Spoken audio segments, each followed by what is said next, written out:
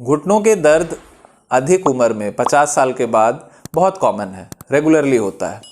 लेकिन हमारी एज 20 से 40 साल के वर्ग में है और हमें घुटनों में बहुत तीव्र दर्द है, बहुत पीड़ा है।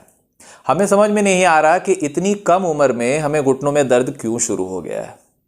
दोस्तों, मैं डॉक्टर प्रशांत त्रिपाठी प्रयागराज से आज आपसे डिस्कस करूंगा यंग अडल्ट्स में घुटनों के दर्द के प्रमुख कारण।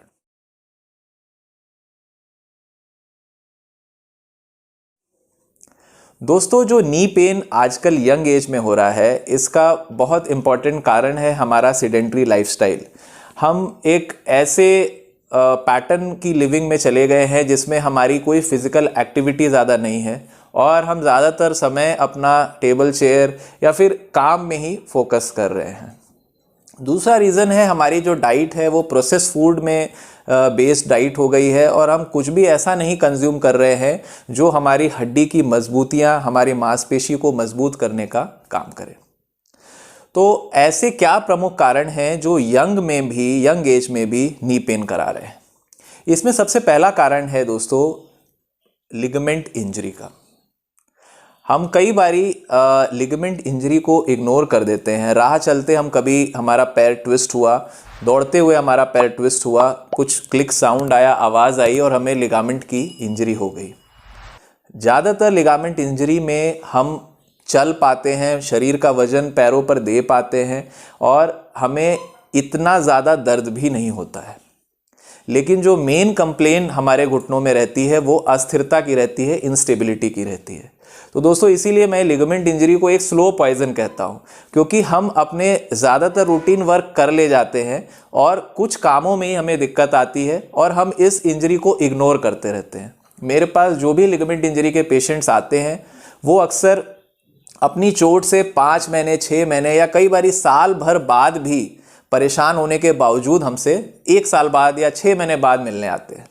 तो लिगामेंट इंजरी एक बहुत इंपॉर्टेंट रीज़न है। हमारे घुटने में प्रमुखतर 4 लिगामेंट हैं, ACL आगे की तरफ, PCL पीछे की तरफ, अंदरूनी भाग में MCL और बाहर की तरफ LCL।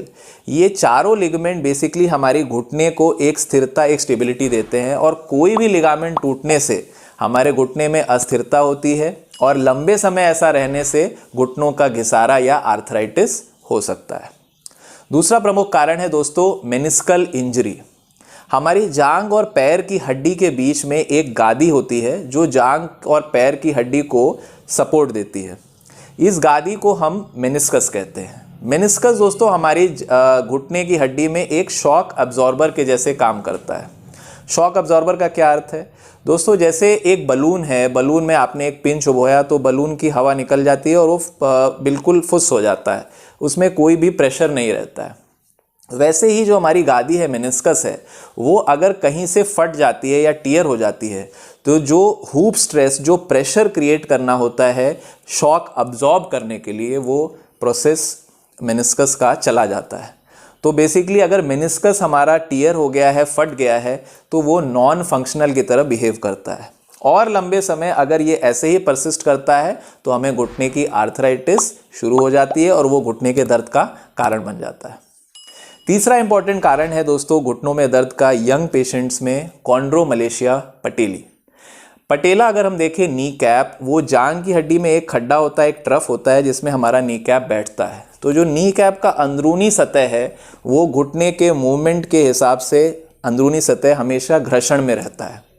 कई लोगों में ये जो अंदरूनी सतह की लेयर होती है कार्टिलेज की, वो पतली हो जाती है या उसमें खड्डे बन जाते हैं जिसे हम फिशर्स कहते हैं।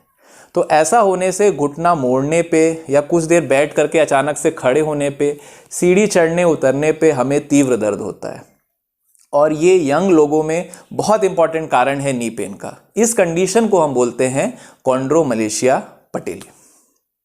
चौथा इंपॉर्टेंट रीजन है दोस्तों घुटनों के दर्द का यंग में ऑस्टियोआर्थराइटिस। यस, ऑस्टियोआर्थराइटिस पहले के युग में एक ऐसी बीमारी थी जो 50 साल के बाद, 60 साल के बाद की उम्र में होती थी। लेकिन जैसे मैंने वीडियो में आगे दर्शाया कि प्रॉपर डाइट, एक्सरसाइज न लेने के कारण हमें ये ऑस्टियोआर्थराइटिस अब यंग एज में बहुत ज़्यादा देखने को मिल रही है, एज अर्ली एज 35-40 ईयर्स भी। तो ऑस्टियोआर्थराइटिस भी एक बहुत इंपॉर्टेंट रीज़न है यंग में पेन का। इसके अलावा फिफ्थ जो इंपॉर्टेंट कॉज आता है वो है रूमेटॉइड आर्थराइटिस, या जिसको गठियावाह बोलते हैं। रूमेटॉइड आर्थराइटिस एक ऐसी आर्थराइटिस है जो बेसिकली यंग एज ग्रुप से ही स्टार्ट होती है और हमारी शरीर की इम्यूनिटी हमारी शरीर के अगेंस्ट एक्ट करके कार्टिलेज जो घुटने के अंदर होता है उसको डिस्ट्रॉय करने लग जाती है। तो रूमेटॉइड आर्थराइटिस भी बहुत इंपॉर्टेंट रीज़न है घुटनों के दर्द का यंग इंडिविजुअल्स में।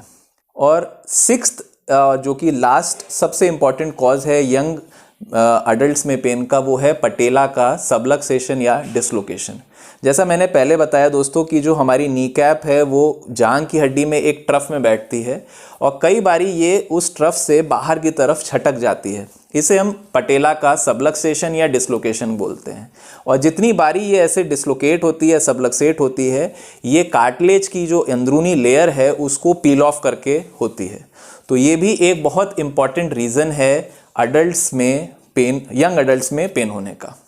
तो दोस्तों इस वीडियो में आपने देखा 6 ऐसे इंपॉर्टेंट कॉजेज़ जो कि यंग लोगों में घुटने का दर्द कराते हैं। मैं अगले वीडियो में इस पे शेयर करूंगा कि हम ऐसा क्या करें जिससे यंग एज पे हमें ऐसा नी पेन ना हो।